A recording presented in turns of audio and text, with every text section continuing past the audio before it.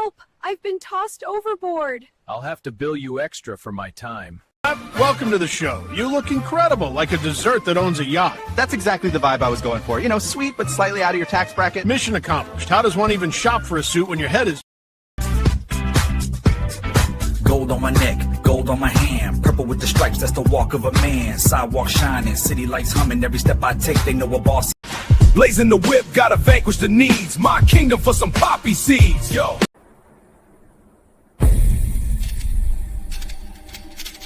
Police or zombie problems? Your tortoise won't stop breakdancing?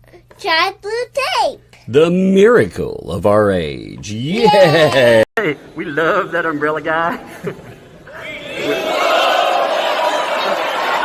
All right.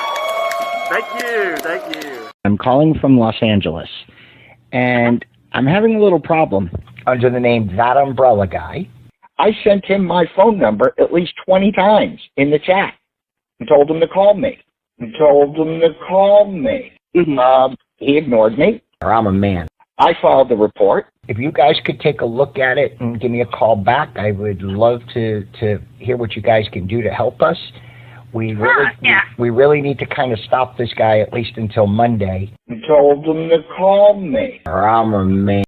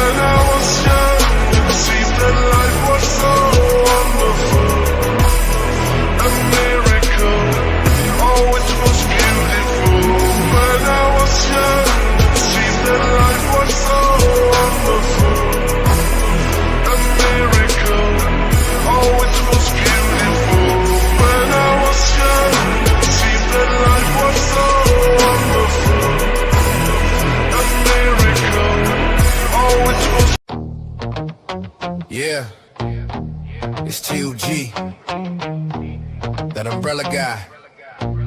You picked the wrong storm. 2 times on the docket, used to lane learn. You kept running to the court, I just let it burn. You was barking on the phone, all that tough talk threatened. Now you looking at the floor like judge, I'm just stressing.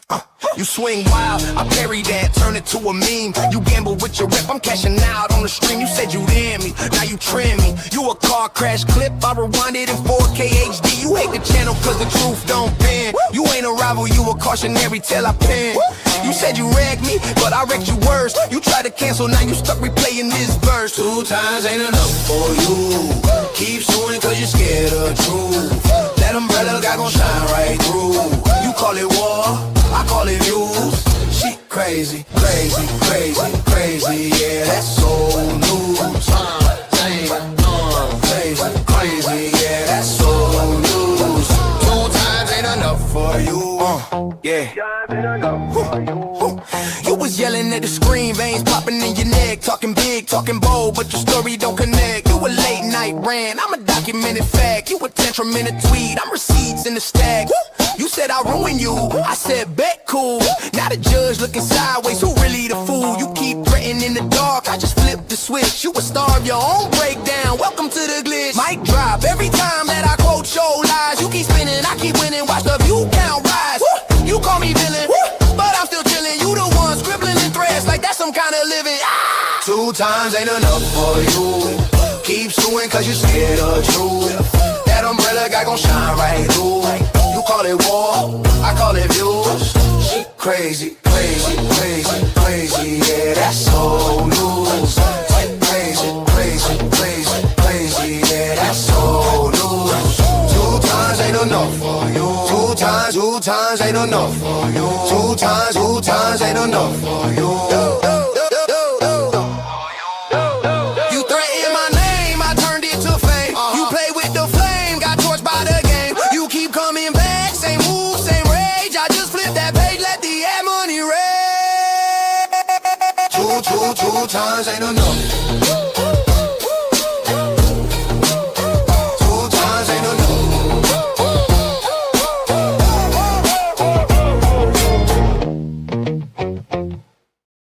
What's up, folks? How's it going today? Man, oh man, oh man. We're going to have a little bit of fun today talking about some of those wondrous details that came from that protective here. I said protective order. Well, I guess it was a protective order. Man, by the way, apologies. I usually aim for, 15 after. My computer forced a restart at 7:12. I was like, no, no. Oh, Lord. The weekends, man. The weekends. I hope everybody's days are going great, by the way. I hope the weekend is going great for you. Tonight, it is storming like a mug here. So the power, knock on synthetic wood, but the power has been doing okay so far. We'll see how it handles. I'd say perfect, but you know how that goes. You say something positive about it, and it'll end up eating dirt. Goodness, though, I've been keeping up with all of the video droppage on the protective order stuff, and it's been kind of amazing. I do have to say, I do. I want to show you a couple of things before we start, though, just because I want to show you how stupid people are. That's usually a great subject. So I want to thank a couple of people. Mark, Melissa, both posted about some of this stuff, and this is pretty funny considering. Now I want you to really consider what's here. And last night too, I didn't think about something, but a post actually confirmed something too. I didn't notice this, but I want to check this out. Remember this post yesterday talking about court and how things went? This little part right here. Lynette and John's lawyer did not throw the anti-what-the-hales under the bus. Threw everyone under. Now, isn't this an admission that anti-what-the-hales exists then? Isn't this an admission that there is a distinction between the grouping of people that cover this, and you have them self-describing as anti-what-the-hales? Oh, whoops. It seems like a tiny oversight, doesn't it? Oh, wait. Anti-what-the-hales does exist? Well, that's interesting. I realize we know it exists because it was brought up as them clicking up and trying to destroy Jeremy Hales, but they typically they deny that exists. But here we are, right? It's interesting, too, to go through and to read some of the really stupid, that not only is stated, but that some of their folks, they believe. They say, oh my God, that stuff's misinformation. And when you look, for example, here, when you look at something like, I don't know, this is part of a transcript here. And I noticed this part talking about how, when they go out,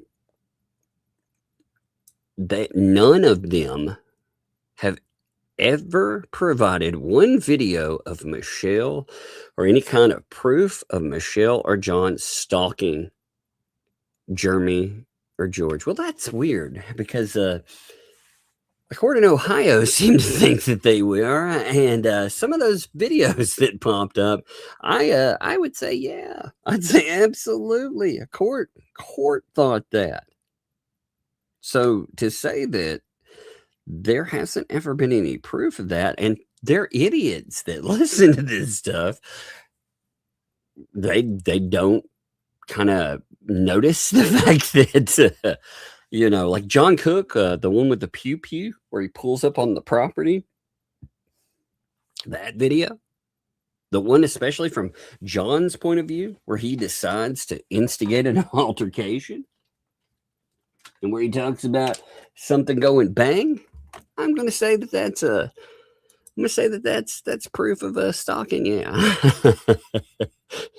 What a bunch of idiots. What a bunch of absolutely idiots. Yeah, there's no guilty verdict yet. Of course not. There's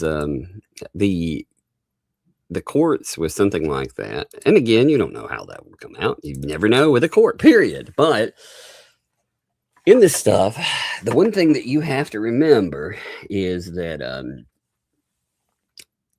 the courts, they take their sweet time. They do, you know, and some of it is oversight of one case, some of it's oversight of multiple cases, but it's a slow, arduous process to get past that start. And check this. I'm going to show you one other thing here too. Look at these crazy people. Yet again, I always like documenting this. Look at them taking aim at a poor little 6-year-old. A 6-year-old need to teach that kid how to speak. She's actually pretty articulate for a 6-year-old. You know. What a bunch of weirdos. I like the conspiracy. I want to bring this in too. Here's the conspiracy about how I was talking about this the other day. There's this conspiracy now with the antis that apparently at the very end of the show, every show, I guess, the kids come in, they beg for super chats, and then they're deleted off the stream. Oh Lord. You know how much time that would take. Oh, that's so much work. And what really shapes this for me and is into something hilarious is the fact that the fatties here is like, yeah, I watch those streams, I know. And you're like, wait a minute. Didn't you say you don't watch any of the streams? I don't watch streams. I don't know what's going on. Well, check out my new conspiracy. Holy shit. These people, man, they are dumb. They're so exactly. That is exactly. I am way too lazy for that nonsense. Oh my God. It's too funny though. They do, you know, they are, I would say they would be like Bad Parents Anonymous, but they're not anonymous. So it's more like Bad Parents Incorporated, you know, because all these dipshits think that the way to handle kids is to lock them away from yourself, I suppose, you know. Oh man, you know what they should do? You know what? If I had a kid, I'd never let them near. Well, that's not smart. It's kind of dangerous, you know, when they go and plug themselves in the toaster or something. that won't be a fun time. Now tonight we are going to watch a little bit of a breakdownage. It's going to be fun, and we're going to talk about it. We're going to talk. We're going to have some laughs about it. We're going to have a fabulous time. Let's check this out. Give me a minute here. Now, while we're checking this out, yeah, she is. She's a smart kid, you know. She got her own lock-picking kit, indeed. She got in trouble today, though. She decided to bit destructive. She decided for some reason to decide. I don't know if you, when you were a kid, ever decided, hey, I'm going to take apart a stuffed animal or something. I did things like that when I was a kid, you know, to see what was inside of them because I was curious what was there. But, you know, that stuff gets you in trouble. So she got in trouble for that. She's funny. Anytime you ask her about something like that, like she does something wrong, she'll say, I don't want to talk about it. You'd be like, hey, what did you do here? She'd be like, I don't want to talk about it. But like, well, you're going to talk about it. And she's like, no. Then she'll like, she'll try to like disappear. She'll run off and disappear. I'm like, you can't disappear. You just destroyed something. And I'm standing in your room. Oh, it's not funny in the moment, but it's funny afterwards. Her behavior is hilarious sometimes. Oh, Lord. Anyway. Let's see. Now, what we're going to do is there have been now today. I want to make sure that people realize this. There are multiple videos dealing with what has transpired with the protective order. You're going to have that hearing. There's a set of hearings, and remember, they have not been able to talk about them. So now they can, the feds, they were so stupid about it too, because Hales, when he was discussing all of this, he said that they had recorded video back when the first hearing started, which was a month ago. Now, from that, they were not allowed until there was an active case, so they can't talk about what's transpiring while everything is still ongoing. So they recorded, that way they would know what happened, and they're releasing videos on it. I think they said 6 videos, if I'm remembering correctly. My mind's a little, my mind, it's getting better every day, but it's still a little bit on the, so I believe they said 6, and they're pretty interesting. They're long videos too, which is good because they are very detailed. I like that about this stuff as well, because they're taking extensive notes. See, the fats, they crack me up, because they're not supposedly, we weren't there, we don't know what happened, but then they're like, everything's a lie. It's like, wait a minute. Now remember, during the first hearing too, this is when 2L and the gang, they were leaking information real time. So we actually saw posting about it and everything else. Now, that's very dumb. Very dumb. If nothing else, it makes parties look guilty, like a party with a protective order against them having information coming up real time. Yeah. I mean, where does it come from? It's got to be coming from one of them, either them or their lawyer. The only people in the court were them. It would be Jeremy and George, Shara. I believe they were, at the moment, they would have been taking the stand. So it'd be kind of hard for, like, if Shara's on the stand and they're talking about it, it'd be very difficult for Shara to be talking to. And plus Shara wouldn't anyway. Jeremy George wouldn't be talking to him. So that would leave John. That would leave Michelle. That would leave the lawyer, or that would leave them with access. One of those, there's not a lot of choices. The idea that they were reporting live from the bathrooms. Yeah. All right. So let's check this out. Now, remember, when we're going through this stuff, make sure that you've watched the original video. This video is about 40 minutes long. It is, like I said, there's a series of them. They are very detailed. And I like that. I like the fact that we can pick up detailed information on the go, and it tells us all about these. But again, if you don't know who the people are for some reason, What the Hales just had a gigantic a protective order hearing. They already have a protective order against these people. They have had not 1 but 2 violations against these people, and this was yet another hearing to decide if the protective order should be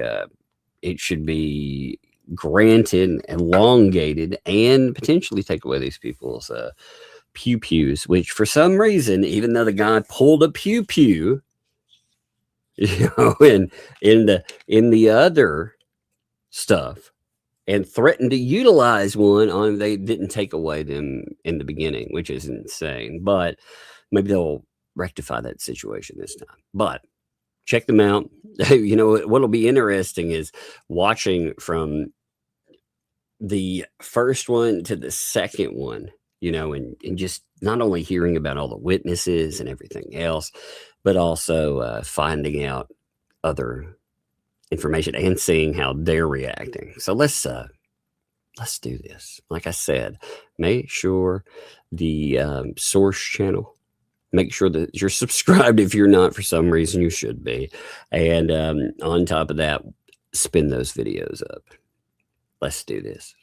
Destroyed in Ohio court today, but so did the Levy County Sheriff, particularly McIntyre and Butt Chump, Brett Beecham. It was a long day in Ohio court, and George, you spent hours out in the hallway before you were called as a witness. Yes, That's crazy. I did. I didn't get called in until after lunch break. Yeah. Well, there was other people as well. It was an intense day. But you know what I think? Odd? Fleesa pulled a no-show. She put a no-show physically on Zoom, probably because she doesn't want the planet to know what she looks like. But it's interesting that she was able to broadcast play-by-play on a live stream. Yeah. Bonehead. That's going to come up. Yeah, that one right there, by the way, if you missed that for some reason, when the first hearing, again, this was a 2-part hearing for the same thing. All right. It got broken into 2 parts because the antis, they decided they would try to show a little strength. And God, there's some weird stuff that happened with this. But as part of that, you had an outside party. Like, imagine this. You've got a protective order against somebody, right? It's supposed to be closed as far as, in the immediate, there's nobody in there. I mean, it's a protective order, right? So even though you have that, you have this outside party that is not there, that was on the witness list, but does not show as a witness. They drop information about this thing live in somebody else's chat. Isn't that bizarre? Huh. As well, but we should probably start from the beginning. Okay. Yes, let's start from the beginning. You definitely did not show up in that shirt. No, I didn't. That would be funny. I should have, but I didn't. I wanted to wear the Cleveland Indians hoodie, but that would have offended Deuce. Yes, his little fifis. So it was so cold. I dropped you off at the courthouse. And yes, if you don't know about that for some reason too, that is a little bit of crazy older lore. The lawyer, well, they used to be lawyer for the other side, and there's also lawsuits going on, obviously. The federal lawsuits that kicked off, the lawyer on the other side tried to say that him wearing a Cleveland Indian hoodie proved that he was a racist. Why? Well, they changed their name, right? How dare you? It's like, oh my God, are you kidding me? And now what is that? You might be like, well, what does that have to do with a hearing at all? Well, it doesn't. In fact, a lot of judges would not be thrilled if you did that. But, well, we've seen judges that they kind of allow everything. So, but isn't that interesting? And then I go find parking. Yes. And as I'm coming into the courthouse, Lynette and Crook's attorney, Justin, is coming in as well. And he's in front of me in the metal detector with the bailiffs, the deputies. And he asked them, where do I go for civil protection orders? And they guide him the wrong way. So they say, oh, to the left. Well, you and I know that's where you go if you file an order, because we've been there multiple times. Right. You go there to file the petition. But the courthouse is up to the right on the 2nd floor. So their attorney doesn't even know where he's going. He doesn't even remember from the last time. And I said, listen, you don't go over there. Just follow me. You're going to get on the elevator. We're going to go to the 2nd floor. I said, you want me to wait for you? He goes, no, it's okay. I said, I'm just going to wait for you, and I'll take you to exactly where you need to go. Now, I want to be very clear. That's very strange, by the way. But, considering the way that these folks, they try to state that they're, oh, hales, and then there's so much animosity. They're trying to destroy these lawyers. Yeah, lead them to the courtroom, right? You got to lead them to the courtroom. That's destroying people. Their attorney is doing the job that he's hired for. Right. He hasn't done anything unethical. No. Hasn't done anything illegal like Deuce and like all the others. Stark. Yeah. So the attorney is just hired to defend. And you're going to find it interesting, his defense, without a doubt, because he has no clue what he's gotten himself into. No, but he's getting paid well. Yeah, well, he is getting paid. Yeah. Getting paid well. I do have to say, out of all the attorneys that she has acquired, not with her own funds, by the way. He's probably the most polite. Professional, too. Yes, very professional. Yeah, professional. Dresses very nice. We can appreciate that. Yeah. We can appreciate that. So we do go, and I take him to the courtroom, and then George meets myself and our lawyer as well. And George has to stay outside of the courtroom. Now, this is going to be very heavy, Jeremy, because George isn't allowed in as a witness until she's called as a witness. Correct. I have to wait out into the. I have to wait in the lobby area until it's my turn to be called in as a witness to testify. And so we arrive at about 8:45. Yeah, 8:40. Court starts at 9 a.m. Yeah. And then at an employee walks her attorney into the courtroom. But you, myself, and our attorney were all in the waiting area. And at 9:02, the judge sticks her head out. She goes, "Are you guys ready?" So then at 9:02, you guys go in. All right. So I go in. And immediately the judge brings up Zoom, and Deuce is on Zoom. Deuce is there to be a witness, which you would expect anyway. But this guy. I didn't expect him to be a witness, actually. To totally be honest, I had no clue that he would be a witness. In fact, that is a very strange thing. Like, would you think that a lawyer, okay, we're talking about a guy right now that is in trouble. He's in quite a bit of trouble. And through that, could you imagine him, like I said, going in and putting himself on record? Yeah, this is, first of all, a couple of good comments, right? As far as witnessing, when you call witnesses, you're supposed to call witnesses that can testify to the matter. And as as being stated here, he never witnessed any. What would he witness? What would he really talk about with the protective order? What could he testify to? But on top of that, he is in litigation himself. He has problems. So if he has litigation issues, why exactly would you come in and put yourself on record, doing yourself some kind of potential harm? I mean, to me, that's the dumbest thing that you could do. But then again, yes, this is starting the videos, Yes, there are 2 videos so far. Doing them on the day deprives. Now, I thought about this yesterday. We were going to go over one yesterday, but at the same time, I thought about this with 2 things. First of all, we would have gotten a late start and it would have taken us a while. But second of all, it might potentially cut into their channel views. So give it a 1-day gap, since it's theirs. And we just start coverage off of it. That way it gives it 1 day to circulate and then you pick it up. I know. Because otherwise, like I said, and they were okay with if I wanted to pick it up yesterday.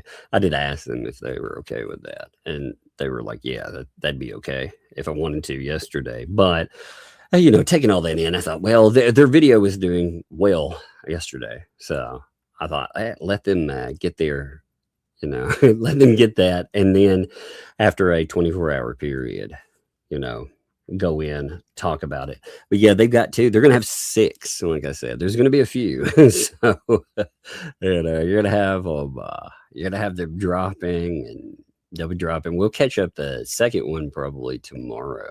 I don't think there will be a video dropping tomorrow since they're live stream, so we'll catch that other one up in the afternoon. But it's interesting, going back to the idea, Bruce, I can't see him doing himself any favors.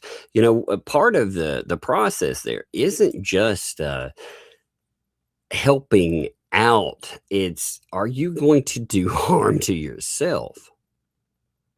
And I can't see a positive in going in and doing all of that. But Oh, well, I guess he decides he's going to self-sabotage. He's in so much trouble. He's literally going to get himself in more trouble on the record. I can't wait. Yes, Silver Fox. Well, that is another problem. That's actually been the problem too, for a little while. I think this is a good note as well. They're just trying to relitigate what has already been ruled on. That's why Fleesa sent past stuff to attorney. Indeed. And they've been trying that from go. And that's one of the things that you have to handle. Sean Martin, he told them, look, you can't relitigate something. All you're going to do, if you go in with a protective order that has already been established and there's 2 violations and you try to relitigate it, you try to tell the judge, actually, Judge, you were wrong. When you're talking about,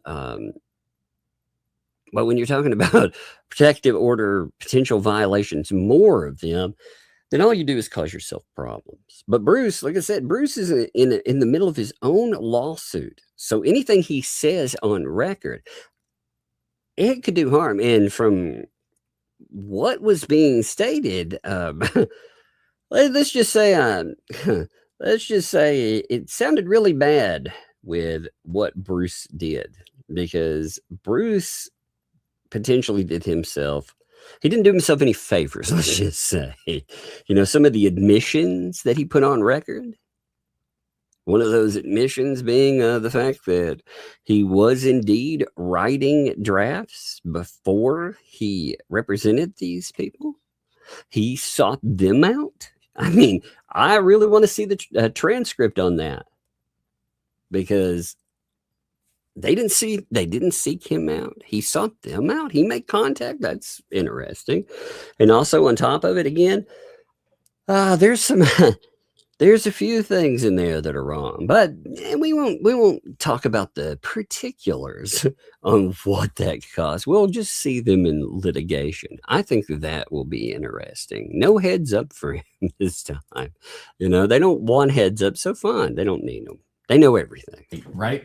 What is he thinking? Why would he even agree to be a witness? Let's go to what he's wearing. He is wearing a nasty hoodie, a beanie cap. He doesn't look professional at all. As a matter of fact, he looks like a homeless rug addict. And honestly, that's what he looks like. He looks absolutely pathetic. Mm-hmm. Shara is on Zoom in the back behind the scenes as well. And Shara Wolf is the first witness that is called. And Tina Haley, the individual who is now being sued for selling us the property, the 70 acres, illegally with known encroachments. And there's a dispute on the other property boundary as well. She's being sued for that too. So the judge says, Tina Haley, identify yourself or you're going to be removed. Tina never identifies herself. The judge puts her in the waiting room in the back room, and she is addressed later. And Lynette pops up and she goes, that's Tina. So we do know that Tina, by the way, ends up being a witness. She ends up as a witness on the second day. But we do know that Tina is one of the people that ends up being a witness too. So that's something. Oh, Lord. This stuff is so. Yeah, it's really funny that these people over there, they thought they were so slick in, again, trying to relitigate this case. And oh, Lord, between that and I can't even mentally comprehend the idea that 2 Levy County law enforcement officers, they won't enforce the protective order. They made commentary about why they think that things are going on. And these are the same people that did not enforce the protective order for the violations that the judge found. It's wild stuff to me. I mean, God, it's like you don't do that because you walk Levy County into potential litigation. If they're out there batting for one side, it's so bizarre. This whole thing is. She's a witness. I'm telling her right now. Now, What do you notice about Lynette on every court hearing thus far? She's on Zoom on a phone. How's Lynette telling Tina to identify herself when she's on her phone in Zoom? 2 phones. One is constantly giving updates to Fleesa. Fleesa is talking about this live in Bonehead's chat. This does come up in court, and this is going to even come up further down the road in Ohio court. We'll get there. So from the get-go, Lynette is on one phone on Zoom, and on another, she's texting and communicating with people, which I will state as well, Justin, her attorney, is getting constant text messages as well, and I'm watching him literally read them. Yes, Yamaha, props to you, by the way, friend, noted that Jeremy Hales, being a YouTuber, TikToker, selling ice cream, being or on the effing street corner, would have nothing to do with PC for enforcing the order. That's exactly right. You know, your occupation. And also, beyond that, Levy County saying things like you're recording because of YouTube, they're the people who tell you you have to record. I honestly cannot believe Levy County. What it tells me is when these idiots have talked about how they've been conspiring with law enforcement in Levy County, I believe it. I absolutely believe it. It's insane. From, I'm guessing, Deuce. That would be my guess as well. Okay, so Judge then states, listen, everybody is going to go into the waiting room, and she places everyone into the waiting room. By the way, there's more witnesses. Oh, there is more witnesses, and it's hilarious, and they get wrecked in Ohio court. Wait, hold on a second. Did Cook identify himself? No, never. So he's nowhere to be seen. That's weird. Well, he's not the only one, because Lynette literally gets up and leaves and gets in trouble with the judge. But I'm going to get to that. Lynette starts talking to somebody. Judge tells her, mute yourself, with authority, with conviction, with loudness. The judge is not having this Lynette garbage. Lynette has gold. What do you call this makeup that goes here? Lizard green. Okay, was it lizard green? It's like lizard green eyeshadow. All right, this whole thing is lizard green. It's sick. She has rings up every single finger on both hands, bracelets down every single arm, and she's wearing her cross. Her cross. Now, that's important. That comes up later in court, so we'll get there. We'll get also there. It's like a bankruptcy problem. Again, you know, I read the bankruptcy paperwork, and to make this clear yet again, because the antis are so stupid, they made that an issue. They brought it up in court cases and celebrated it very loudly. Now they get butthurt. They're like, why won't they let them have a bankruptcy in peace? I'm like, you assholes are the ones that did this. You raised money and lied about where it would go to. You said it was going to the defense. You're going to bring in lawyers for other cases. Well, apparently that wasn't what it was for. It was for a bankruptcy. Many of the donors were not happy about it, by the way. But they celebrated it very loudly, and they have been very loud about it going forward. I guess they don't feel good about it right now, because now it's, oh, why do people talk about it? Well, you made it part of cases. It's crazy. Again, typically a bankruptcy, I agree. Typically, I wouldn't give a shit. You know, they're usually very boring items, but in this instance, not really. And she looks so gaudy. She's got a black shirt, short black shirt. I've never seen this shirt before. It looks so gaudy, not ready for court at all. Like emu. What are the kids calling it these days when someone is just like emu? Emu. I love it. Emus. That's what I'm gonna start calling the kids when they when the kids want to dress up. I'll be like, you're an emu. I love that. That's funny. Oh Lord, I love it. Emus. It's so good. Dark makeup, dark hair, Emus. dark clothing, satanic, like Emos. demonic. Emus. I love it. That's her With the vibe. little animals. That's definitely her vibe. Wouldn't that be amazing? I'm just now imagining her. You know, when she does it, it probably is like an emu. So that's good. That's funny. George is funny. George can be funny intentionally, unintentionally. That together they can be really funny. I can see why they've had a lot of success doing stuff, because together they do well in telling a tale, you know, like going through whether it's a storage unit or whatever, but they're also, they're funny, you know, and with me, like I said, I'm not making fun of that either. I just think it's funny. It's, some of the stuff I say is pretty funny too, but I'm imagining them trying to dress like emus, run around like Judge. To me, an emu is just like it's like an Australian chicken, you know, because everything in Australia, like, have you seen the spiders in Australia? They're giant. You ever seen a freaking shark in Australia? It's giant. You ever see a chicken in Australia? Like, it's giant. It's an emu. I mean, even the rats, like the original rat in freaking Australia, they're giant. They grew pouches and started running around and beating people up. Yeah. Judge says we're on the record. We're here for 4 cases today. I want to do it in one hearing. 4 cases, 2 against Lynette and 2 against Crook. 1 for extension of the civil protection orders on both of them. 1 for contempt of courts on both of them. And we're going to do everything in one hearing. Okay.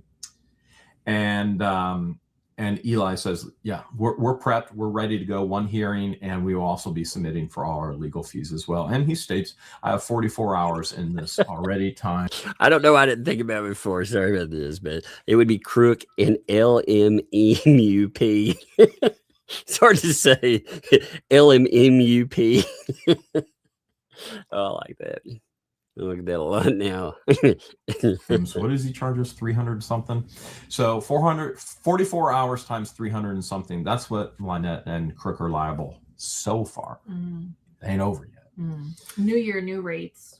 So Justin's, her attorney, says, yeah, I've got absolutely no objection to that. Let's consolidate everything. Let's get it all done. And Lynette then gets up and leaves. Literally, ups and leaves like this. Okay. That's weird. We all know that the woman does not have proper etiquette. She does not have manners. Is it shocking? Does it surprise you? Should I come back? At this point, with her, nothing is surprising, right? Is this a court case? Should I come back? LMEUP. See, it On works perfectly. the record, Lynette gets up and leaves. And not only that, Lynette continues to get up, and she's yelled at because she's doing this with her phone the entire time. I'll get to that. So Eli, our lawyer, who, let me tell you, was on fire. Guy was on fire. I think I witnessed him at his prime today, at the top, at his best. As a matter of fact, even after the hearing, Justin came up to me and he goes, you got yourself a killer lawyer. He was so good today. And I went, yeah, he is really, really good. I'll get back to all That's that. good. I'm getting you know, you can tell when your lawyer's on, by the way, you know, and they just got that. It's good that that's one of the things that Hales has stated about his lawyer every time. He said that he has absolutely been on fire. You know, all of the protective orders. And you think so far, everything has been granted when they've gone in. So, you know, and again, I'm not saying that I know what will happen with the hearing. You never know what will happen with courts, but you could tell they felt very good about court yesterday. You could see the energy. You could see the happiness with it. It was good to see, to be honest. You know, protective order is going to court is such a terrible feeling anyway. far in advance. So Eli opens up opening statements, and states that everything is just escalated to new heights that nobody could have ever even foreseen this. Now, that's because of Lynette, that's because of Crook, Deuce creating the anti-what-the-hales ecosystem, which is a huge part of this actual hearing. And Judge then interrupts Eli and says to Lynette, "Sit down, you are in a courtroom." And she goes to then say, "I would say this to anybody who is in my courtroom here right now. You are to remain seated. You are in court." Who has to be told this? That's true. Not good for you. Was that a rhetorical question or can I answer? Yeah, it was rhetorical. Okay. Lynette then goes, "I'm sorry. I have to take care of my daughter." Oh my God, every time. Right? Ridiculous. You know what I don't understand, by the way?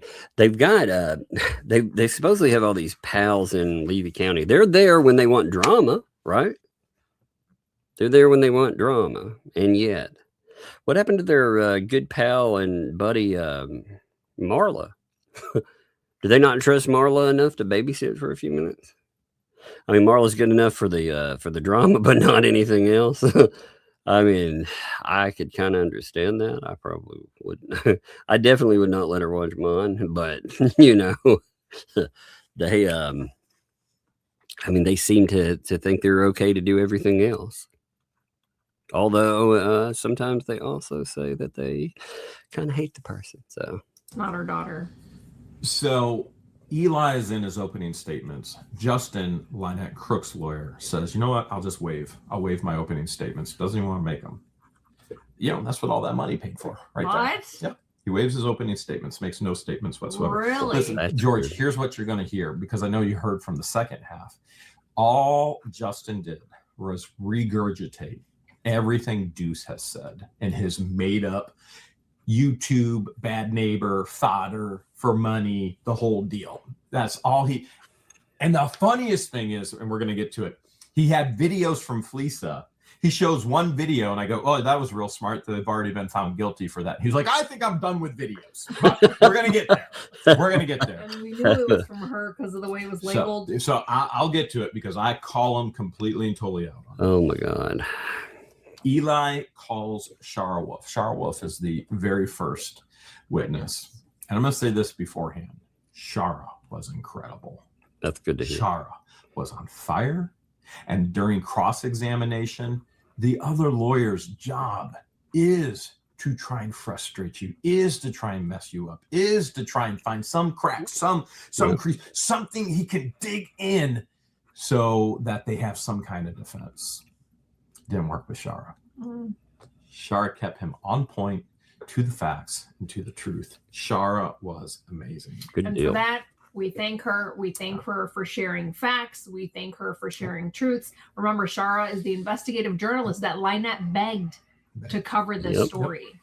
So Shara doesn't look like a bum like Deuce. But here's the bad thing. Shara sees Deuce beforehand, and Deuce has already abused his relationship with Shara, threatened upon threatened upon threatened, yells, screams, cusses her out, and that causes some issues. We'll call it post-traumatic stress syndrome. Okay, now let's just say. Well, here's the thing: have you ever dealt with somebody that you've had a very bad time with, that just creeping dread that you feel? You ever experience that? I mean, just that overall horror of being around somebody that you just don't want to be around, period. Now, you have to remember, too, this guy, according to Shara, would scream and yell at her, would try to manipulate her, do all of this stuff. And I believe that he sicked all these weirdos on her, too, because, well, he did that to me. So I would not be surprised again to know she's been threatened with litigation. He popped up trying to threaten her with, it's nastiness. It's all nastiness. So. And that's not good for Shara to have to relive that and see Juice there. And I don't think she should have ever had to see him. One person should have been brought in at this time. And instead, what happened, and that's the way that the judge said she was going to originally do it in the last hearing. But what happened this time is everybody was in the Zoom. And for hours and hours and hours and hours, they waited until they were called upon. Yeah, no one should ever have to go through witness intimidation, and that's exactly what Juice did to Shara. Very much so. And this is supposed to be an attorney. You should know better. So Shara goes on. Well, there's this assumption. Unfortunately, what you learn from this case, and you learn this from other cases too, is that you have this expectation that even if somebody's like a ambulance chaser, like in movies, right? They have something there, like some trace of humanity, right? But that's not the reality that a lot of people share. And she shares, and I have so many notes. Oh my goodness. So many notes. Shara goes on to share that Lynette contacted her through Facebook, begging her to investigate this case back in 2023 before the CPOs even existed. Before the cease and desist even existed. So Shara shares that while she's investigating this case, as she's collecting all the evidence, all the records, she notices that Lynette's not telling the truth, and her view of things completely and totally change. And Shara gives evidence of group conversations, talking points for the anti-what-the-hales ecosystem, given by Deuce, given by Lynette, to Fleesa and to others, and all the evidence is right there. So there's group conversations with Bruce Maskin, Lynette, Patty. That's got to be weird by the way, that's got to be a weird thing to listen to, to find out some of the things that were being plotted by these people. And you just find it, you think these people are crazy or dangerous. And then you find out behind the scenes about this group of people and what somebody that was right there and saw happening, like what they observed. And thank goodness they observed it and talked about it later. They didn't have to. And she got served. She called Randy in Fed 1 or Fed 2, excuse me, and said, I don't know what this is about. Just a little old lady and my Facebook got hacked. I went, Randy, she's lying to you. So the lawsuits will get back around to Patty. She's not out of this by any stretch of the imagination. You've got Fleesa in those group chats as well. And then there's a whole communication period. What's her real name? Lisa Lee, Lisa Weeks, Lisa Rapuzzi. What's her real name? And I clearly state later that, like all of these scammers and con artists, they all go by multiple names so that they can do the next scam. All right. Multiple aliases. So there's group conversations feeding information to Lisa Lee to broadcast about Jeremy Hales. And that's Shara's testimony. That she's in group conversation. She gives proof of it, of Lynette and Crook feeding information to Lisa about Jeremy Hales. And John Crook was even doing it as recently as last night. Yep. With Fleesa. Lisa Lee says live on her show. This is wild. So, this is just wild when you think about it. It wasn't just one time. So they talk about this happening months ago. And despite this stuff being brought up, Cook still is involved in that kind of mess. Think about that. They're out there talking. He's involved in chat rooms that, again, just are just crazy. As a moderator, he bails after the hearing, a little too late, by the way. When he bails out, he's been posting the place, and yeah, great stuff, by the way.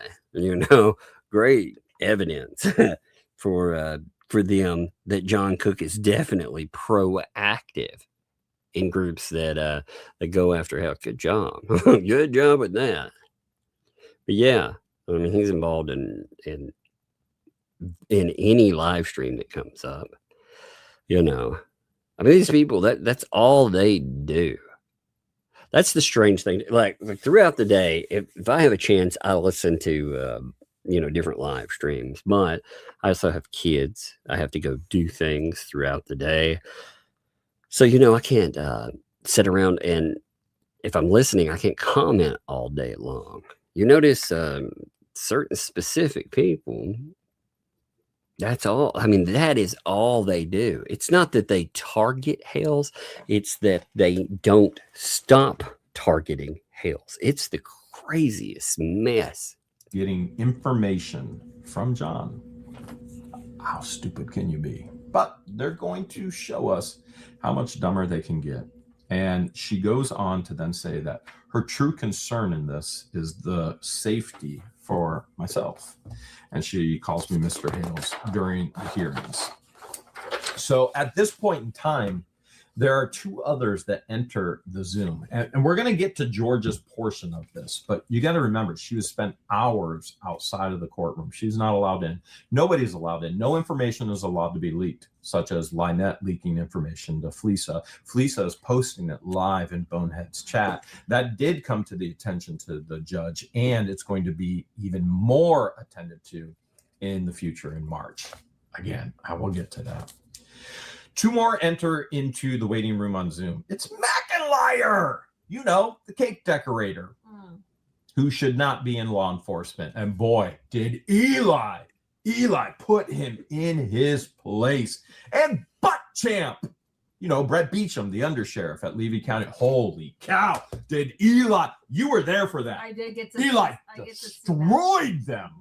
destroyed them, and we will get to that. I do have to say they both wholeheartedly 100% showed their bias card, and it was fantastic, and that's exactly what we wanted. Federal court, the Levy County Sheriff is being sued in federal court for violating our civil protection right or civil rights by not enforcing the civil protection orders. Oh my goodness, it was golden. It was handed to us like literally handed it to us. This is going to be the biggest lawsuit in the history of Levy County. It's insane. So, August 2023, there's a Facebook screenshot from... I mean, that's the thing, though, right? That's the thing. These people, they decided to step out of their jurisdiction and to admit they are not going to uphold a protective order. It is absolutely insane. I have never in my life seen police try, again, regardless of what you think about any of this mess, you think about police they refuse to take part in something, and they are testifying that is unheard of.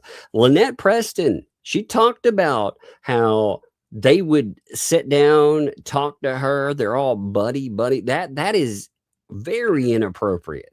Now again, Lynette may lie too, but 2L and these others talking about their meetings there. I mean, again, very inappropriate stuff. John Cook saying if Hales wasn't around, or if Harley wasn't around, I would have shot Jeremy in the face and fed him to the alligator already. Yep. And Shara gives testimony. Yeah, he sent that to me. And she's then asked, what part is Bruce Maskin in all of these chats? Now, you have to understand, this was a full day of court. So you can't write everything down, even though there is a record. There is a court reporter in there. There will be a full record of everything there. And I made sure there were certain things on the record, such as Lisa Lee paying Justin from donated money, such as, we'll get into some other things as well. So she says that Bruce Maskin wanted her to provide Lisa Lee content, or what he called scoops. In other words, you have to understand their whole storyline, their whole defense is Jeremy Hales and George create YouTube content for money, for views, for likes. Now, here's the reality of it. When we show them 9 times out of 10, because of the things they say and they do, there is no money to be made whatsoever. It's not what you would term advertiser friendly. Okay. Right. And so here they are saying they're doing this for money and likes. And you have Bruce Maskin out there trying to recruit all these freaks, promising money and views. Yep. And you have Shara giving testimony that Bruce wants Shara to give content to Lisa Lee, the Fleesa. Their whole defense is that's what we're doing, except that's what they're doing. Oh, the hypocrisy is so real with that one. When you said scoops, did you mean scraps? Something like that. Audio is played. The audio is played. You know what else? So she told Tina that Bruce, this was when, now you got to remember the time period. This was when they were still in all of their Fallout stuff. And Lynette was telling Tina that Bruce was telling her that she needed to give 2L more stuff. Why? Because her channel was dying. Got to have it. She's dying. Oh, they're getting nothing. No donations. No nothing. That's exactly. So it's interesting. And you notice anytime things get really desperate, there's a weird fabricated story. There'll be like a 911 call or some garbage, or it's just crazy, you know. But I've learned one thing in all of this is anything these folks blame someone else for, they do. That saying, I need Jeremy Hales dead like a dog. Put down like a dead dog. Yep. And we've heard that. Shara goes on to share that she has a conversation between her, Lynette, and Crook, where they are seeking a hitman to kill me. And even goes on as far to state that she contacted Levy. You hear that? You hear the emotional break-in? It's got to be stressful, like being real. You know, we get used to laughing at these stupid things, man. But in the reality, like, look at it. You know, you got people living across the street from you that have been talking with other parties about how, not that they want you knocked off, but that they don't fear prison. They're going to get jail buddies. They're going to put tracker on your vehicle. They're going to do all this. See, they put you in situations where you may have to do harm. And that's a totally terrible thing. You have to worry about the people around you too. You know, what might you have to do? And typically, like online, we all get threats. It's crazy. There's not a job out there, not even in politics, I would say, where you get the level of threats and stuff. But typically, those things come from somewhere outside of your state, you know, or outside of your county or your city. These people they live across the street. And they talk about this stuff. So you have to think, listening to somebody that heard that firsthand, how that would be upsetting. County sheriff and reported it, and they ignored her. And knowing the cops and gave her no response whatsoever. And Shara goes on to say, I made it public because, and she did, she made it public on you. She says she reported it to Levy County and they did nothing. So you have a protected person. You have these people where they have taken and brought in a journalist.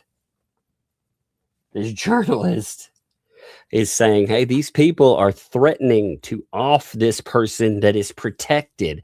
And Levy County's like, whatever.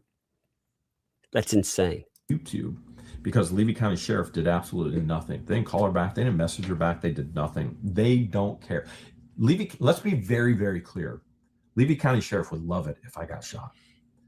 Levy County Sheriff would love it if you got shot.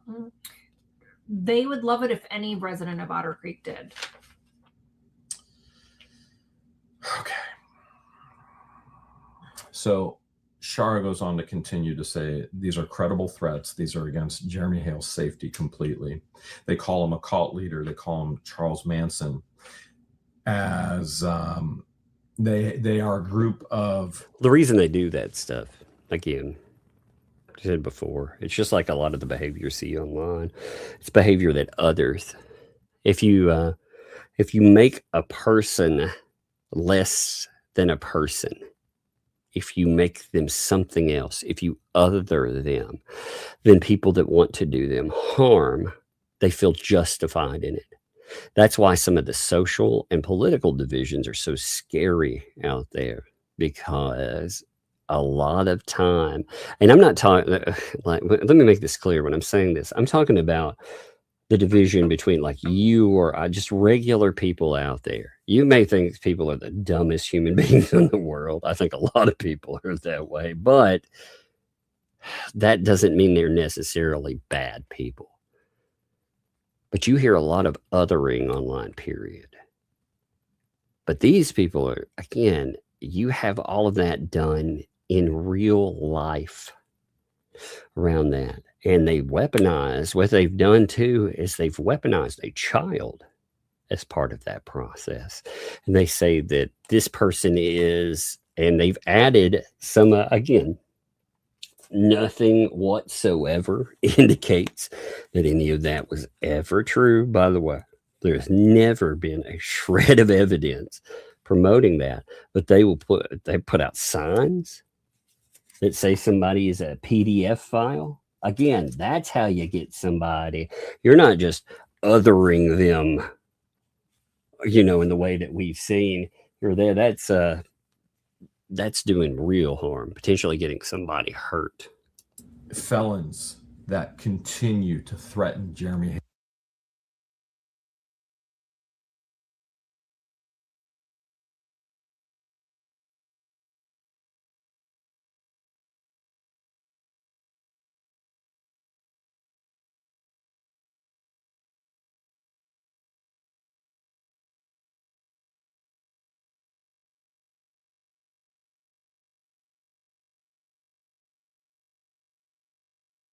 Hales on a daily basis.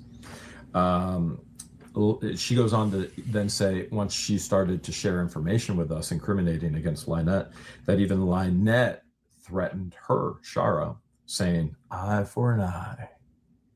In other words, she's coming for her, and whatever happens, eye for an eye, it's going to happen to Shara. Not okay. That's crazy too, man. She mentions paint chips and all the gross sexual innuendos and the horrific things that he has posted.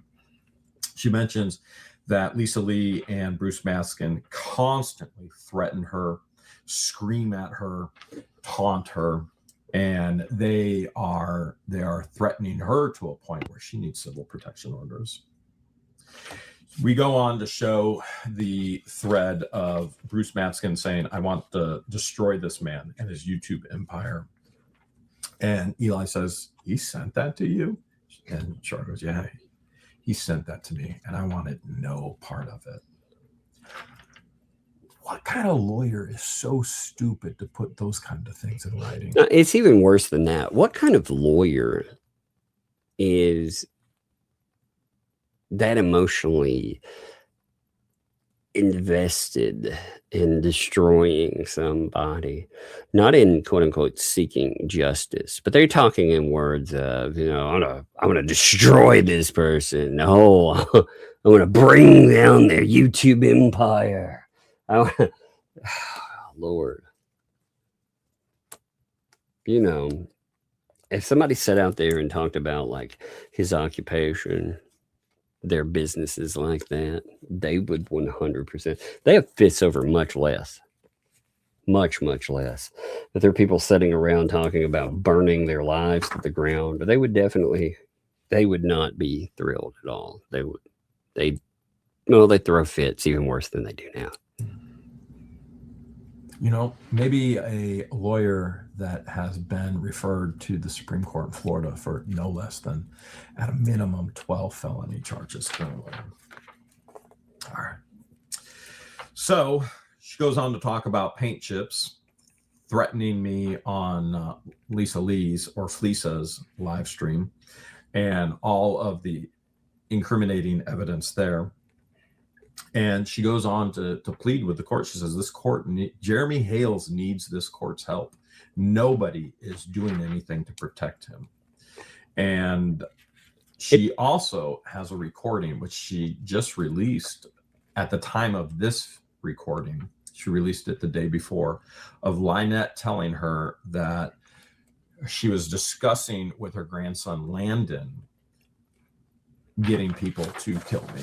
Yeah. Now, this is odd considering this is the same grandson that called the Levy County Sheriff on Lynette. And Lynette called the Levy County Sheriff on the grandson. And the grandson called me begging for help to save him from Lynette and Crow. His own mother called too to have you save him. Yes. All right. So cross-examination comes now. And Justin's job is to try and really character assassination, to try and make it look like you're not a credible witness, try and frame something into some kind of lie. He is very unsuccessful with Shara. She's like a rock. So he says, and he said this to every witness, including myself and including George, sometimes I don't ask the best questions. And I will agree with that. He wasn't very good at asking questions. So, and he says, why did Lynette contact you? She goes, well, she wanted me to do the other side of the story and her side of the story, to tell her side of the story. And so Justin then says, all right, so Justin then says, hey, I've got this flash drive, but I can't show it. Now, what kind of lawyer, what kind of bulldog lawyer shows up with evidence, but he's not ready to show it? And he goes, I don't have a hard copy. Or excuse me, wait, this was the funniest part. You were outside. He goes, I have a hard copy. And the judge goes, well, how are you going to submit evidence without any hard copy? And he goes, I have a hard copy. And then he goes on to, and she goes, well, then give it to Jeremy. then give it to Shara. And he goes, well, I don't have a hard copy. I was sitting there going, my mom died. That's exactly what I just thought. That's exactly what I just thought. You know, what is up with this stuff? Holy crap, man. Some of this stuff is almost like like a bad comedy routine sometimes. Only, is it funny? Some of it is, yes. Some of it you're like, holy crap. Just going, oh my goodness, they are multiplying. So he goes, I'll put it on a jump drive and I'll give it to you at the end of the day. It's emails. This guy brings up his entire email inbox on screen, showing everything from Bruce Matskin, from Lisa Lee. Literally, he's getting updates on court cases, and it's public on the screen because he didn't pull it for hard copies for court. And I am mind blown. I am reading the screen, reading every subject of the email, everything from Bruce Matskin, everything. That's amazing, by the way. So you have to question something again. You know what Jeremy Hales said about the anti what the hell's media ecosystem being thrown under the bus as a defense for Lynette, as a defense for Cook. That sounds like you repping them versus repping the anti-Hales. But the anti-Hales seem to think that this guy is their guy, because what the fuck are they writing? Like, I would not be happy with random people out there, I don't care who paid for it, writing. Lord, I wouldn't be happy as the lawyer. I would not also be happy as the client. But the clients, well, I'm just going to be blunt about it. They're dumb as mud. They are. They have let people, quote unquote, act on their behalf that I don't think have their best interests. You know? But they've convinced them there's no other way than the things that they've done. They've absolutely, I can tell you that from talking to Lynette Preston, they believe that there is no other way forward than the way that they go. And that is, it's stupid. It's very stupid. From Lisa Lee, which, let's be very clear, we put in a discovery request. Nothing was handed over. And that is not privileged communication from Bruce Matskin or Lisa Lee. Neither, nor Deuce, no Lisa. And they didn't produce anything. That's wild. And we're looking at it on a screen. It's literally right there in front of us. These guys are not the brightest people in the world. You have a discovery request motion already in place. You don't submit anything. He does not answer one phone call from our lawyer, one email from our lawyer. Our lawyer thought he was actually going to just not appear. That's what he did last month. And then he puts it up on the big screen. Can't make it up. That's crazy. All right. He says, I'll forward the emails to Eli. Shows an email from Shara to Bruce Matskin. Says this is a synopsis of an investigation. Now, Shara is very, very clear. This email is what Bruce Matskin forced her under threats to write to retain Scott Stark, who has now passed away. And yet his estate is still being sued and has been found guilty in Levy County for frivolous lawsuits. And Lynette. Remember, that is 100% true. Like, it's funny. I heard the Fats say that Scott Stark had not been found. His state hadn't.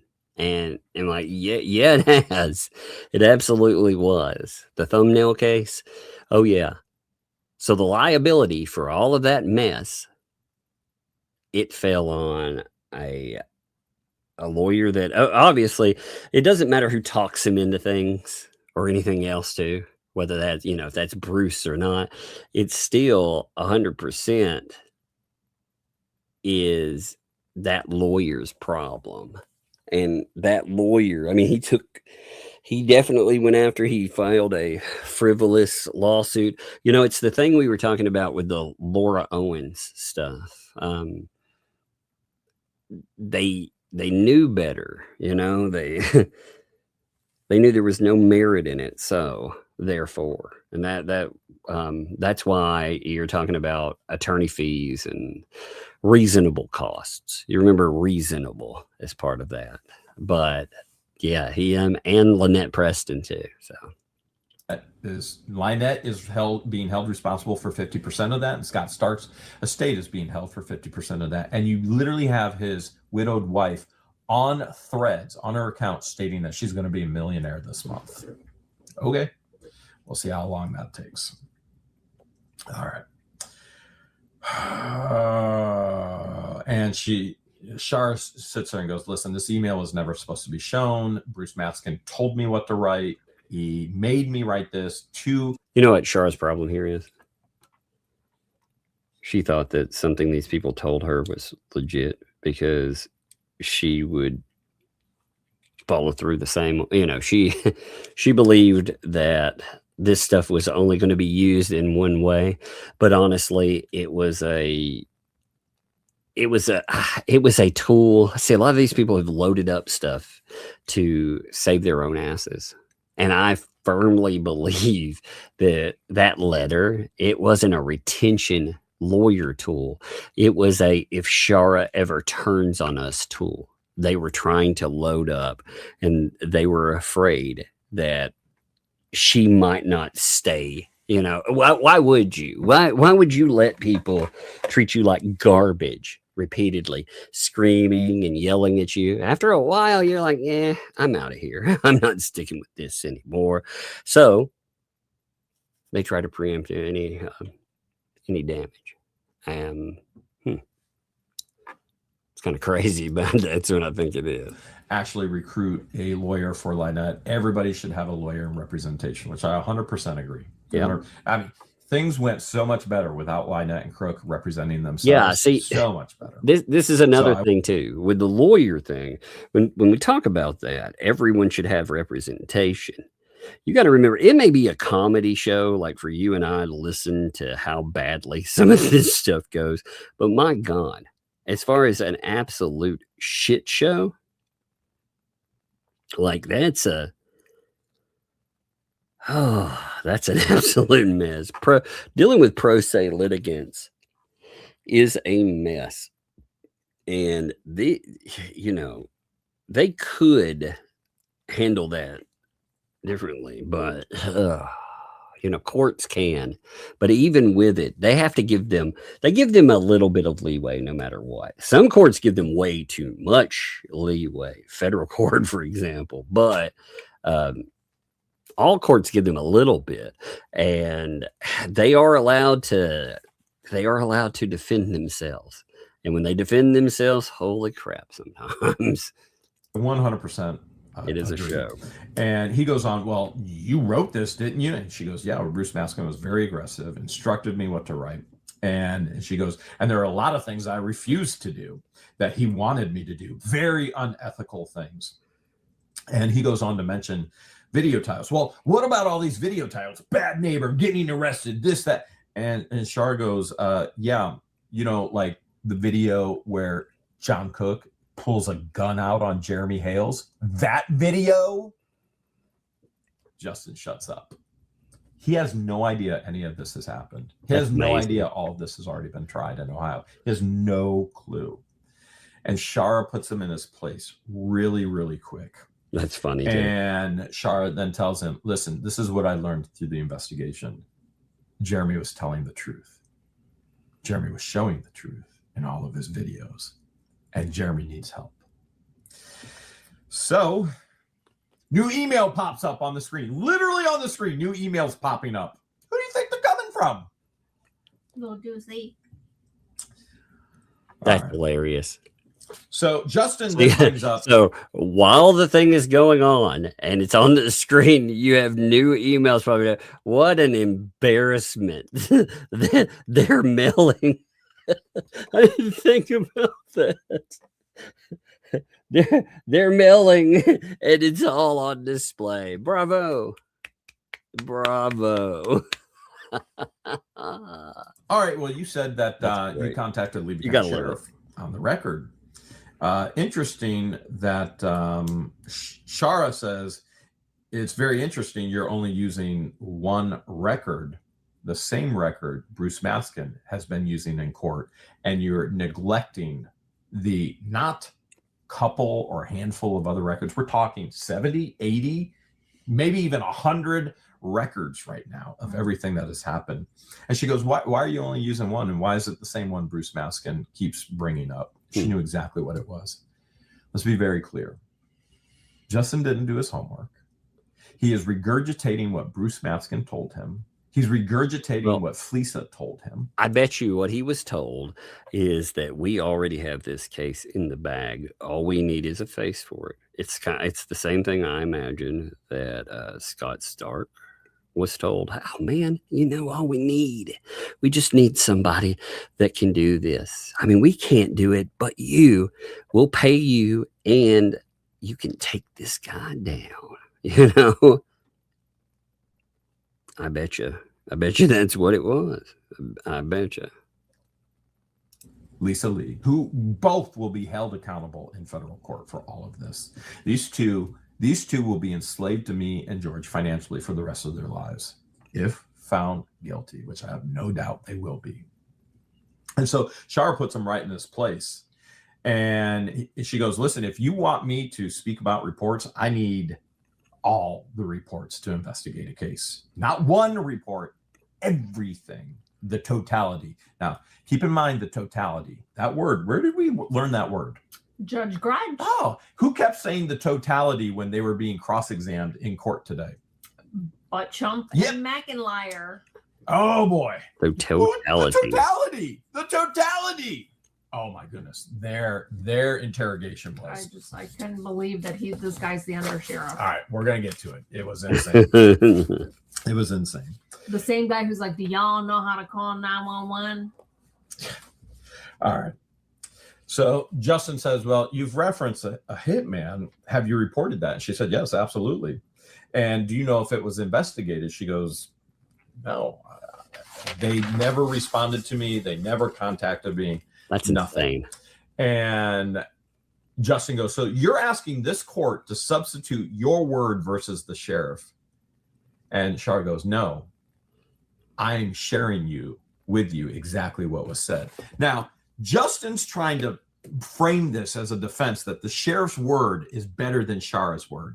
Let me guarantee you, once Brett Buttchump and McIntyre got on the stand, it was over for any credibility for the Levy County Sheriff.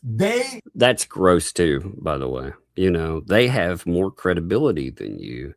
Because when you're showing up, you know, now again, I've seen cases where you've had a moron and this moron has talked about something versus police, and you're like, yeah, that's not right. The problem is that Shara brought these weird things called receipts.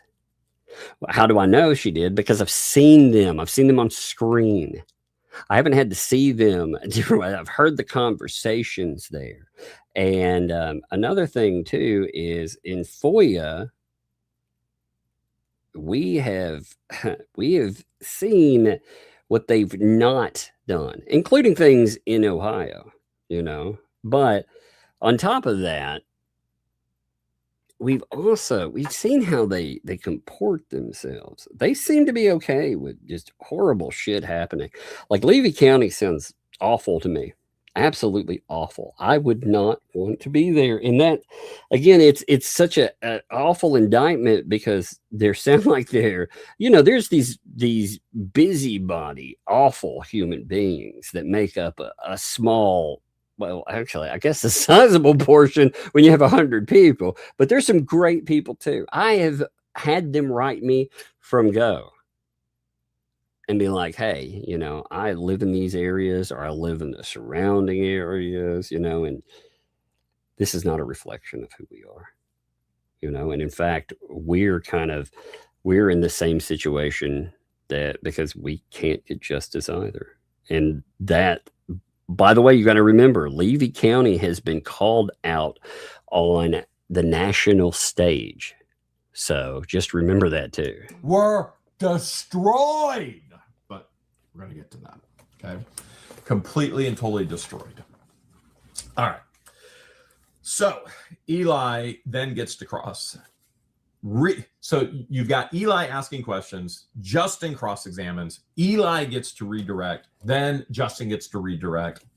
And they go back and forth a couple times. And Eli says, when did you first get involved? When you first got involved, you believed Lynette Preston and John Cook, correct? She says, yes.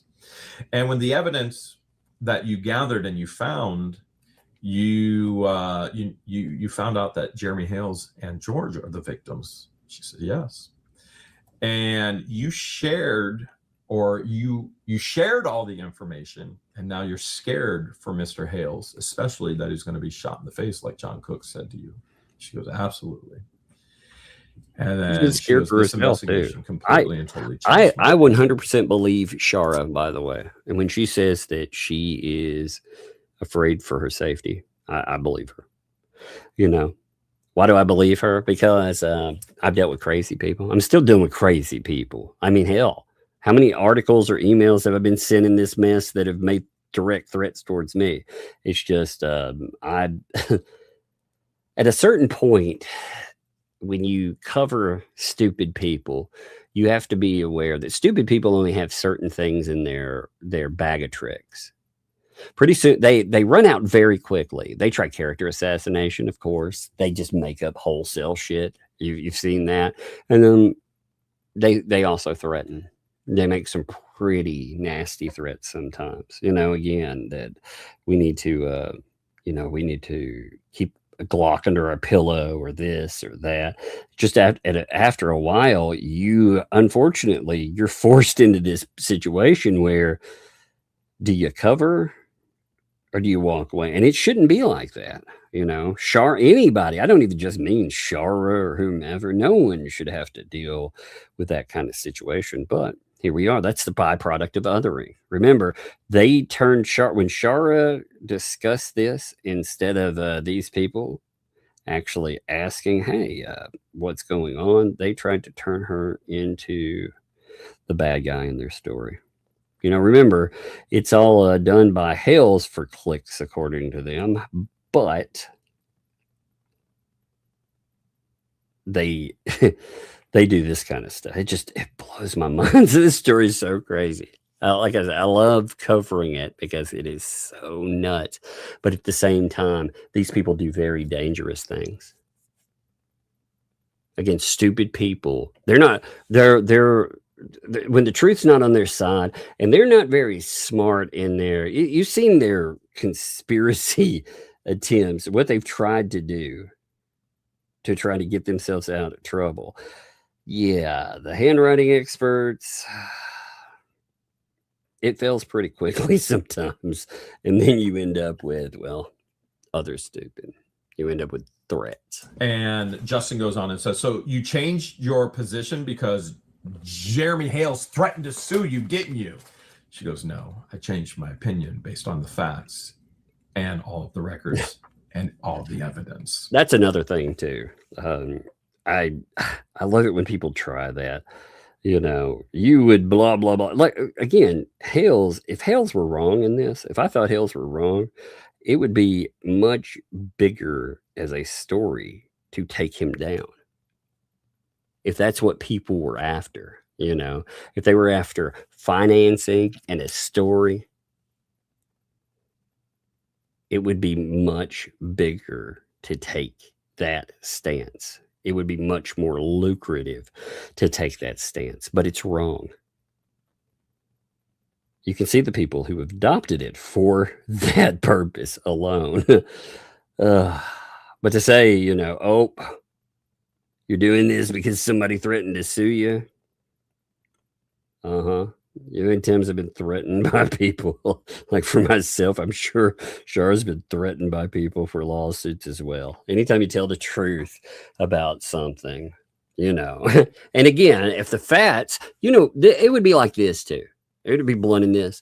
If 2L in the gang, if all they did was just speak, then we would be talking about a different thing too. You know, even rude speech is protected speech. But accusing people of terrible fucking crimes, going out and trying to wreck and ruin their businesses and to platform them, yeah, that's not speech. That's something else. So. Now, this gets really funny because the judge then stops everything and goes, Lynette Preston is not on Zoom anymore. And she goes, you know what? I'm not even dealing with this. This hearing goes forward with her or without her. And Justin's like, okay.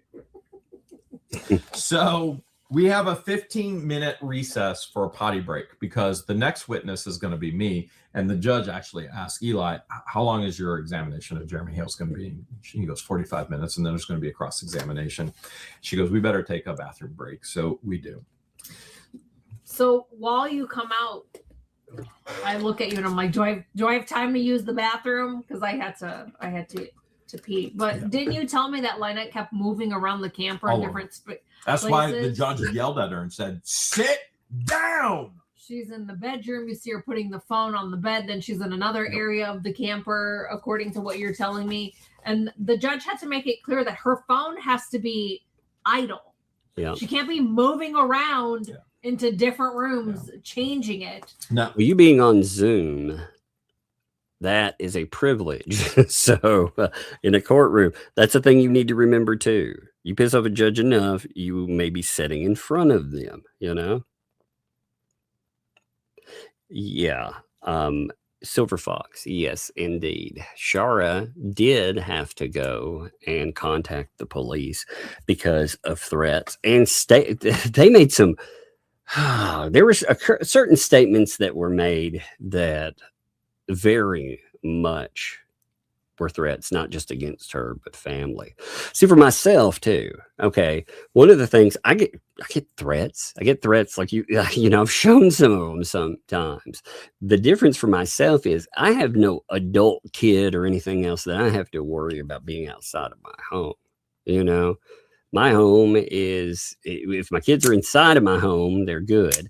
And if they're outside of the home, they're either going to a relative's home, typically, or they are escorted somewhere, and everybody that's around them, we are Southerners, we're small town Southerners, so all of us are strapped, so with that, I mean, that's I don't worry as much. But for like Ashara, she doesn't just have to worry about her safety. She had to worry about threats made toward people that she cares about too, which is totally, it's gross. It is absolutely totally gross. Now, I have pages and pages and pages and pages. Now, I did not have pages when I was on the stand, okay? And so that's a lot of pages. This is me right here, when I was on the stand. So I'm going to have to do this from recollection. Okay. So I'm called up to the stand, and Eli asked me questions. And basically, I mean, the gist of it is we filmed for our protection. These people, they stalked us. They created the What the Hales ecosystem. They've destroyed our income. They've destroyed our businesses, and they are literally trying to destroy our lives, our relationships, and they're trying to get somebody to kill us. Mm-hmm. And at this point, recess was taken at 10:20 for about 10 minutes, and then you guys go back into the courtroom. So that's the gist of, and they're showing me every exhibit, so here's one of Fleesa showing where our vehicles were, which is complete and total contempt of court. And I go, listen, this is one of hundreds. We'd be here. We'd never get out of this courtroom if we showed every piece of evidence. This is one of hundreds. Mm-hmm. Anyways, we go through all of the evidence. Samples. So here's a sample of Fleesa showing where our vehicle is. Here's a sample of Crook did this and Lynette did this, and this is what's going on. And threatening to, Luthman showing me dead in a casket, and things Bruce did, and things Fleesa did, and things Balmett did. Literally, you would think like Paint Chips, if he's tied to these people, you would think he would be one of their worst enemies too. Because the extremity that he operates with them, it's a reflection on them. And again, you have them interacting, thanking him and them for getting involved with this stuff. I mean, you got a guy, again, like I said, the type of videos and the type of behavior that we've seen there. And Lynette Preston, again, she's under order already. She's already got a protective order against her. So that factors into it heavily. But their idea that, they're dupes, that they're not responsible for these other people are actually using them. It falls apart a bit when you look at who recruits some of these folks, who asks them to be part of stuff, who is present in almost every, again, live stream and more. Yeah, the idea we're just poor old people, and these people, they've been using this, that falls apart big time. The interview with Lynette, Crook, and Balmett up on the big screen. That's a problem. With the picture of the magistrate. You should have seen her face. Woo! That's something that I'd wondered about. So if you missed out, the antis decided it would be good to do an article including the magistrate and to talk about basically how inept the magistrate is, how wrong they are and stuff. And you saw how Paint Chips had utilized like Bolitho, for example, making him a clown. Well, they didn't go as far as to put her in clown makeup or anything, but they targeted her. And it's the same thing I say about with law enforcement and more.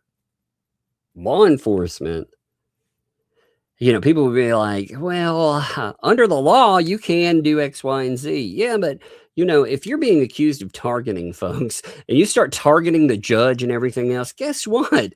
The judge is probably more inclined to look at you unfavorably and to say, huh, you got these people involved. You do interviews with them. You do all of this stuff.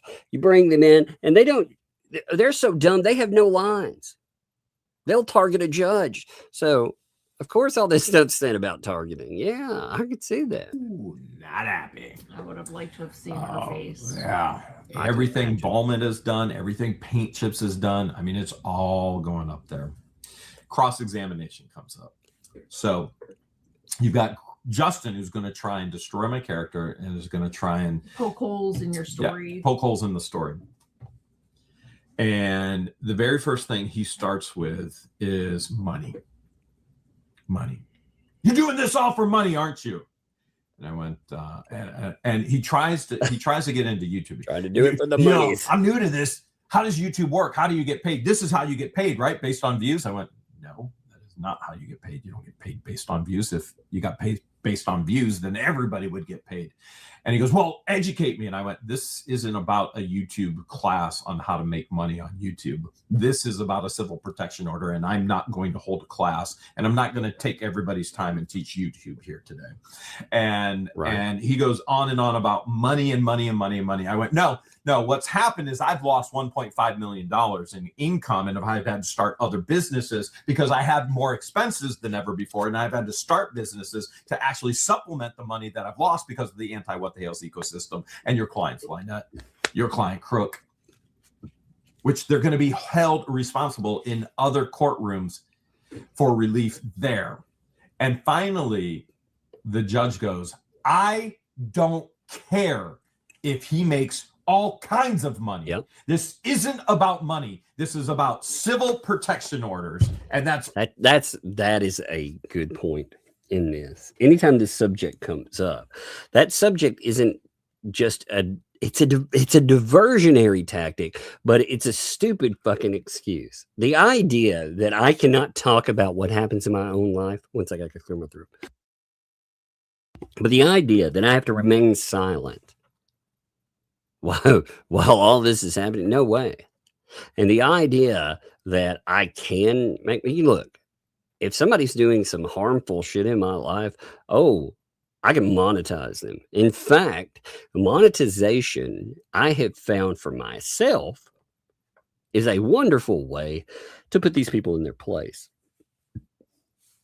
It deters them because it embarrasses them and you turn them into a dollar sign. Unfortunately, with Hales, he has businesses, he's vulnerable to this kind of stuff, because there are outside entities that are involved. And these people, they have done, they will harass a platform or a person, and they will harass them to levels that are just insane. And finally, places, they'll lie. They'll tell them things that you're just like, for real? Did you really tell somebody that? And it does damage. It all does damage after a while. People just get tired. They look at you as an expense that they kind of don't want to pay. And unfortunately, that's like, what can you do? You should have some way of defending yourself from that. There should be. But some of these courts too, they have, and I'm not talking about the Ohio court has done well so far. The extremity or the lack thereof in sentencing, that's sentencing guidelines. Sentencing guidelines are pretty damn soft on some of this stuff, but they have at least allowed, something to go forward. All it's about, and that's all it will be about. So stop the money talk. She puts him in his place. Wow. Done. Good. I would have loved to hear her said that. Done. So he brings up money. So I start bringing up money. And he's like, isn't it true that you you're generating income from this. I went, no, it's true that we are losing income from this. Yeah, but your What the Hales ecosystems, Lisa Lee has stated publicly that she has received over $100,000. And let's talk about who's benefiting from this. Lynette and Crook are benefiting from this because he starts bringing up the fence. And I was like, yeah. Lisa said it cost 20 grand, but your client said it was paid for $4,500 with gift cards. Oh, talking about things that are paid for to the benefit of Lynette Preston and John Crook, you received $6,000. Lisa Lee called you the night before Thanksgiving, interrupting your time with family. Isn't that true?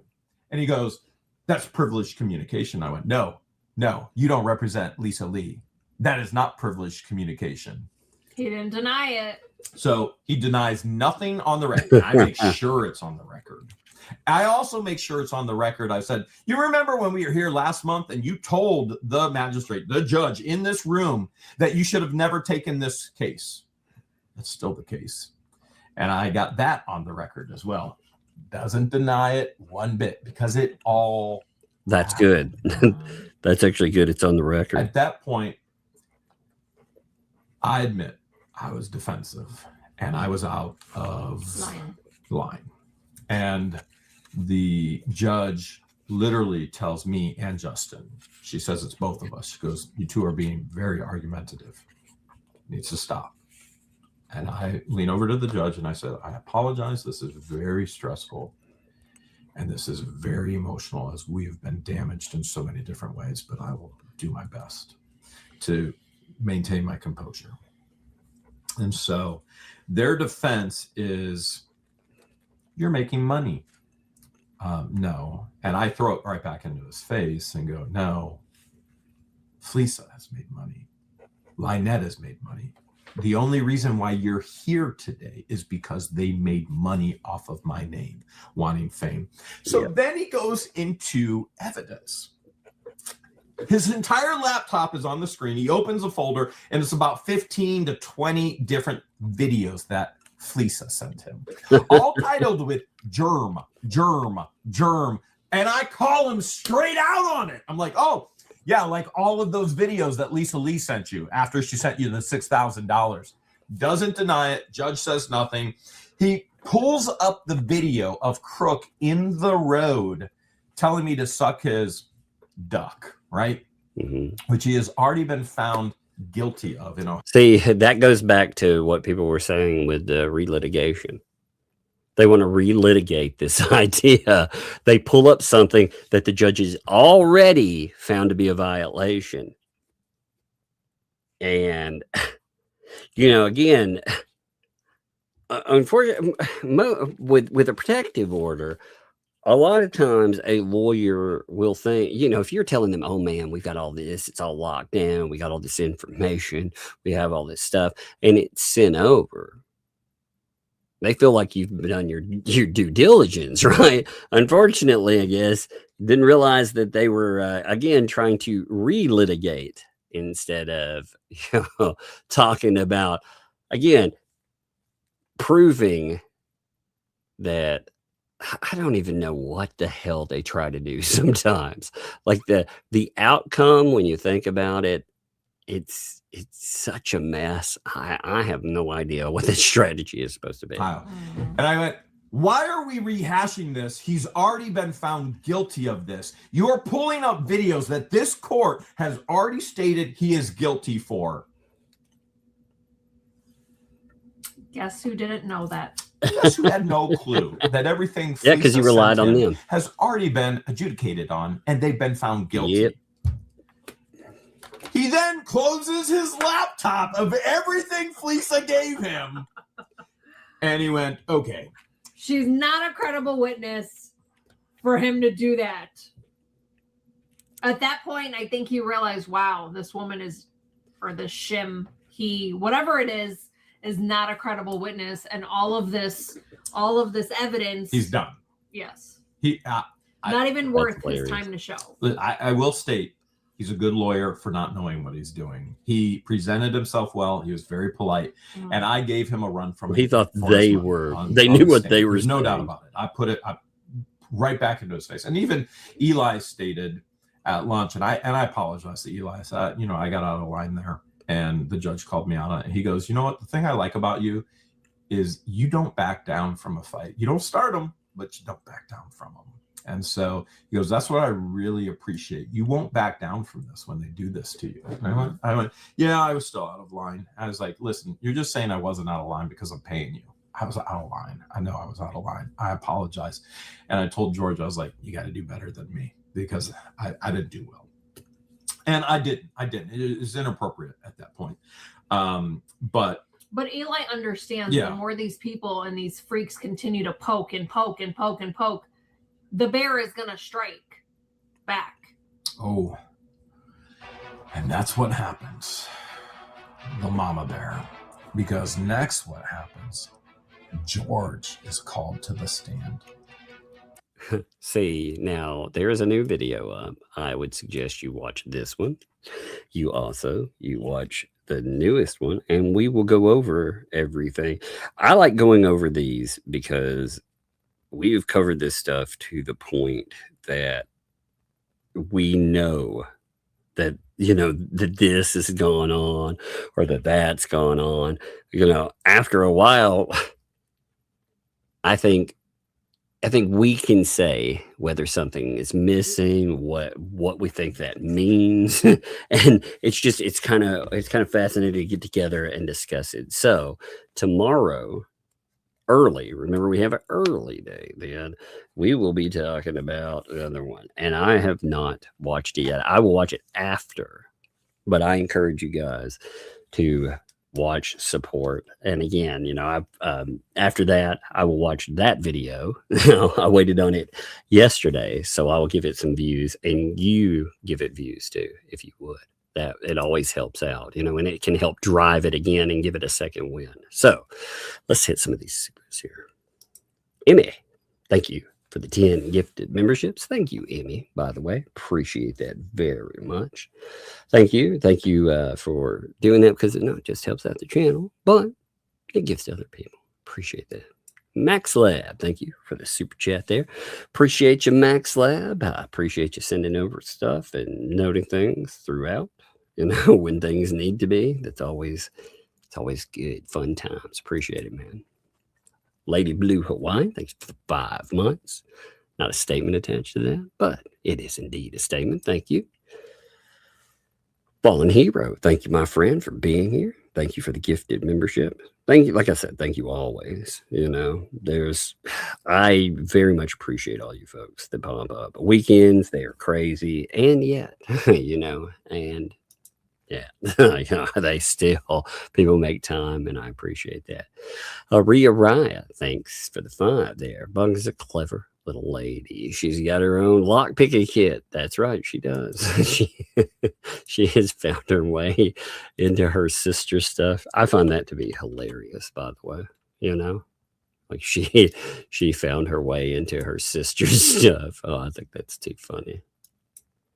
Kiwi Crypt Keeper, thanks for the 5 there. Appreciate that. Transcripts are going to be lots of fun. Jerry and George covered a lot, but I bet there's so much more detail. Indeed.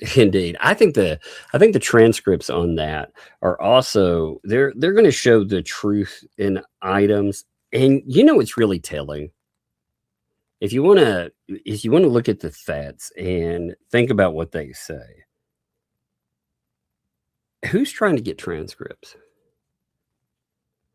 Well, Jeremy and George are trying to get the transcripts for it. They want them. Why? Because these people will lie. They will lie repeatedly. They will tell you X, Y, or Z happened. And it's funny because they're not supposed to have been there, right? And yet they will tell you as if they were firsthand observers. Isn't that strange? Isn't that strange indeed? Makes you wonder, right? Oh, I love it. Travis, thanks for the 5 there. Nothing better than the UFC on big TV on mute, NASCAR on the other on mute, Doug on the phone, soundbar, policeman nights. Hope you and Mon, fam, are good. Thank you, man. I appreciate that. I do that. Like when I'm doing stuff, I multitask. it meets this need in my head, you know. By the way, I was out again today. I did not notice a PI. So, Mr. David Rickards, I believe you are absolutely full of shit. Either that or your PI is pretty terrible. Again, I've been out. I'm not seeing them pop up anywhere unless they're in a ghillie suit in my backyard pretending to be a bush that I'm not noticing. They definitely aren't sitting out here on the road or anything. So, step it up, Buttercup. I tell ya. Silver Fox, thanks for the 5. They were trying, they were just trying to relitigate what had already been ruled on. That's why Fleesa sent past stuff to the attorney. I find it amazing that they flood this guy's inbox with all of this. And when they're doing it, you know, they're so out of bounds in the way that they promote things. I can't imagine going and like for the bankruptcy, for example, I can't imagine approaching the bankruptcy court. I can't imagine approaching the federal courts, you know, or going and trying to approach on my own the Ohio lawyers or anything like that. That I'm not part of that, you know. Now, as far as there is one case I am part of, but that is because I am part of that case. I am actually, you know, one of the people involved in it. But these people, they involve themselves in stuff. And over and I mean, again, you know, and the reason that all they do is they prove, first of all these things that are stated again about them, that they have involved themselves in trying to ruin every facet of this person's life. Oh yeah, they've proven that 100%. You can see it even with that. Silver Fox also drop that membership. Thank you. Welcome. Thank you for the membership and welcome to Tugs Thugs. Thank you, Silver Fox. That is much appreciated, by the way. Thank you for being here too. Thank you for your input as well. I love it with input with people and supporting the channel. Thank you guys. Bad Fox, thanks for the 2. Now, thanks to George, it's John Crook and LMNUP. Yep, that's right. I love it. I actually like that name. LMN. It's so hard to say that for me. My Southern doesn't like it, but it's very funny. I like it. Head in the sand. They're more, oh my God. They're more like ostriches, but still, you know, amazing. Emu, LMEMUB. I love it. Andre, thanks for the 2, man. I believe Deuce and friends are royally screwed. Well, they didn't do themselves any favors in this. I can't imagine going into this and talking about any of it. There can't be any favor that they do themselves with it. The best they could hope for was, I mean, maybe Preston could have a good outcome, but they could cause themselves. See, it would be amazing in this. I can imagine a scenario where, you know, if, and I'm not saying this would happen, but just say if you had Preston and Cook have this desirable outcome they have, you could still have Bruce cause himself even more problems because now he's involved in yet another thing. And the guy's already having a few issues with unlicensed practice of, you know, you're talking about potential bar problems. You're talking about litigation issues. I mean, that's not good. Debbie, thank you for the membership. Thank you. Welcome. Thank you for the membership. Welcome to Tugs Thugs. Thank you, my friend. Appreciate you, Debbie. Silver Fox, also, thank you for the 5 there. Didn't Shar have to go to her own police about threats from the ecosystem? Yeah, they said, you remember that all of that, it's crazy to go back and to remember all of that crazy deep lore stuff because they went after her hard and she very much felt like they were trying to threaten her life. I think they were trying to threaten her too, personally, but it's crazy stuff, Emmy, thank you for the 10 there. Appreciate that. I'm having a heck of a time with the chat freezing up on me. Constantly having to switch top to live chat. So if I miss anyone, please forgive me. Loved all. I wonder if YouTube's having another little fit. YouTube has been so sporadic in the last few months. I've never seen YouTube have the kind of problems that they've had, and then to suddenly have all of this. It's just, what a mess. Give me a minute here. I'm gonna do my redirect. Always redirect with Flashcast, but Shizzy's on as well. I do want to note that. So it just depends on your cup of tea preference. I just always, again, yellow flash at somebody that I've known a long time. And as part of that, if you go over there, do not go over to places like that if you get just offended over something. But if you want to argue with people, have fun, laugh at stupid stuff, do it. I don't know what the topics are. I haven't even looked, but like I said, like the guys there, appreciate it. But Emmy, everybody knows it. I'm just, like I said, I'm wondering if YouTube's being stupid. And Travis, thanks for the 5. Win some bets. Wasn't much, but here's for the girls, brother. Wish it was more. And love every subscriber, mod, family. Hey, brother, I hope everyone is great. Yeah, we're doing good. It's been an interesting week. I've been doing a lot more too. Like I said, the activity for myself, I found a routine that I'm trying out. I've been very active, and hey, I'm trying to pull everything back in. So we'll see how it goes. But man, that's 3 solid days of